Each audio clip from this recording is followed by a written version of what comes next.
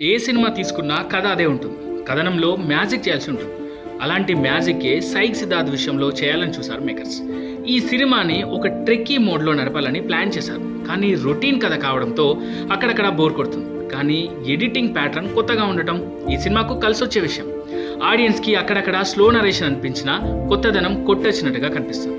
అక్కడక్కడ కొన్ని comedy scenes నవ్వించినా అవి చాలా తక్కువ. కథనం కూడా చాలా ప్రిడిక్టబుల్గా సాగుతుంది. కానీ సీన్స్ వేటికవే కొత్తగా రాసుకోవడానికి ప్రయత్నించాడు దర్శకుడు వరుణ్ రెడ్డి. సింపుల్ సీన్స్ కూడా తన నటన ప్లస్ ఎడిటింగ్తో కొత్తగా మార్చేశాడు నందు. సిద్ధార్థ్ క్యారెక్టర్ ద్వారా సినిమాను నడిపించాలని చూసినా అతనికి సరైన బ్యాక్ స్టోరీ లేకపోవడంతో అందరూ అంతగా కనెక్ట్ కాలేకపోయారు. ప్రతిదీ కామిక్ దారిలోనే చెప్పాలని చూశాడు దర్శకుడు. లైఫ్ని ఒక గేమ్లా చూసే సిద్ధార్థ్ మెంటాలిటీని, అతని బ్రెయిన్లో జరిగే సంఘర్షణను చూపించే ప్రయత్నాన్ని డైరెక్ట్ చేశాడు. కానీ ఆ కాన్సెప్ట్కు తగ్గ డెప్త్ రైటింగ్లో కూడా ఉంటుంటే సినిమా నెక్స్ట్ లెవెల్కి ఉండేది. అయితే కొత్తగా కూల్గా చూపించాలనే తాపత్రయం మాత్రం కాస్త గట్టిగా కనిపించింది. ఫస్ట్ హాఫ్తో పోలిస్తే సెకండ్ హాఫ్ పర్లేదు, ఎమోషనల్గాను బాగానే అనిపిస్తుంది. సైక్ సిద్ధార్థ్ ఒక ప్రయోగాత్మక చిత్రం.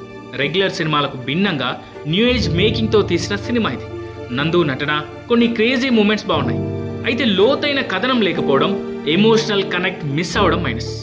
ఒక లిమిటెడ్ సెట్ ఆఫ్ ఆడియన్స్కు, మరీ ముఖ్యంగా ప్రయోగాలను ఇష్టపడే వారికి ఈ సినిమా నచ్చొచ్చు.